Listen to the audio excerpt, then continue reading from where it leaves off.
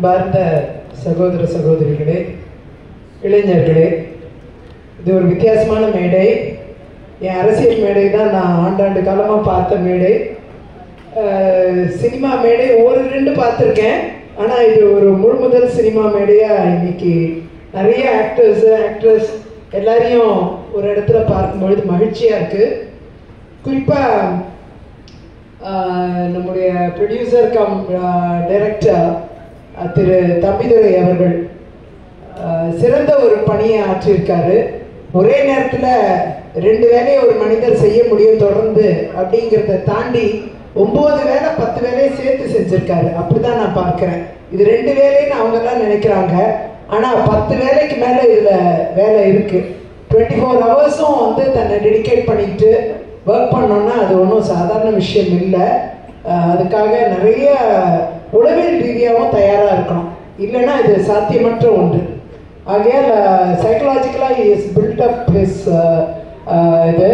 இது ரொம்ப ட்ரொமேட்டிக்காக யாருக்கு ரொம்ப இருந்திருக்குன்னா திரு தம்பிதுரைக்கு இருந்திருக்கும். ரொம்ப ட்ரொமேட்டிக்காக இருந்திருக்கும். ட்ராமாங்கிற படத்தை எடுக்கிறதுல நிச்சயமாக அவருக்கு ரொம்ப பெரிய ட்ராமா இருந்திருக்கும். அவ்வளோ தூரம் வந்து ட்ராமாங்கிறது இப்போ நான் வழக்கறிஞர் என்ற முறையில் தினந்தோறும் பார்த்தீங்கன்னா நிறைய ட்ராமாவோட கிளைண்ட்ஸ் வருவாங்க. பொலிட்டீஷியன்ற முறையில் நிறைய ட்ராமாவோட மக்கள் வருவாங்க எங்களை நோக்கி.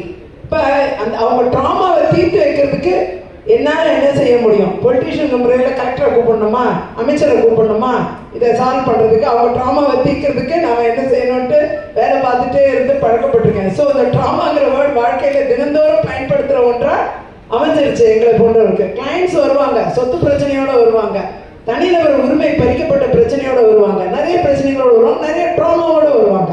அந்த ட்ராமாலேருந்து இவங்களை எப்படி காப்பாற்றுறது அப்படின்னு சட்டத்தில் எங்கே இடம் இருக்குன்னு தேடி பிடிச்சி அவங்களுக்கு அந்த ட்ராமாவை தீர்க்கிறதுக்கு வழி காணுவோம்.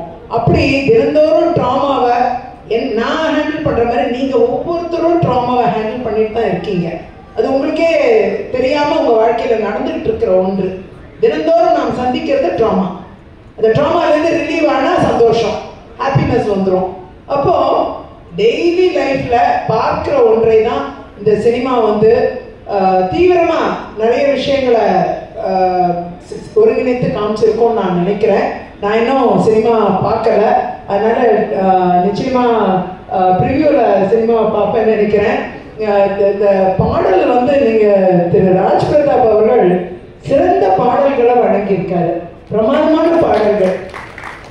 அந்த 4 பாடல்கள் நம்ம பார்த்த 4மே ஒன்று கூட ஒரு பாடல் கூட சொல்லப்படாது. அப்படிப்பட்ட பாடல்களை வழங்கியிருக்காரு.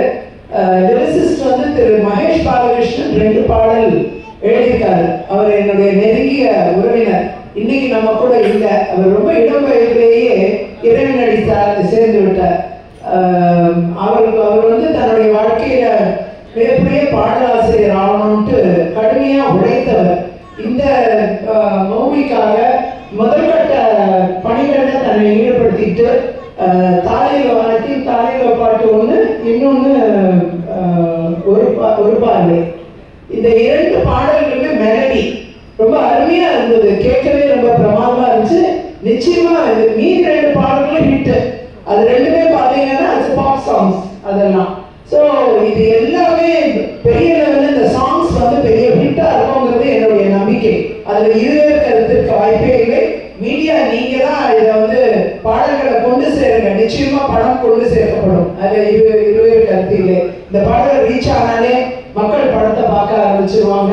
நிச்சயமாக படம் பெரிய வெற்றியை காணும். அது சிறந்த நடிகர்கள் இன்னைக்கு மேலே அலங்கரிச்சிட்டு இருக்கிற நடிகர்கள் வந்து தங்களுடைய பணியை வந்து ரொம்ப டெடிகேட்டடா, அதுவும் ஒரு ஃபுல் டைம் எம்ப்ளாயி, ஒரு பார்ட் டைம் படம் எடுக்கிற ஒரு எம்ப்ளாயிக்கு ஃபுல்லா சப்போர்ட் நின்றுருக்காங்க.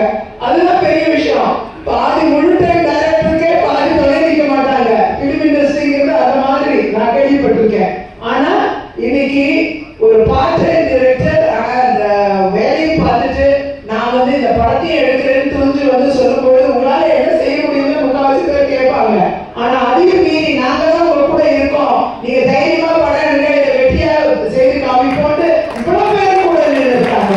ஸோ அதனால இந்த படத்துடைய வெற்றி நான் நினைக்கிறேன். நிச்சயமா இந்த ட்ராமா வந்து நிறைய பேருடைய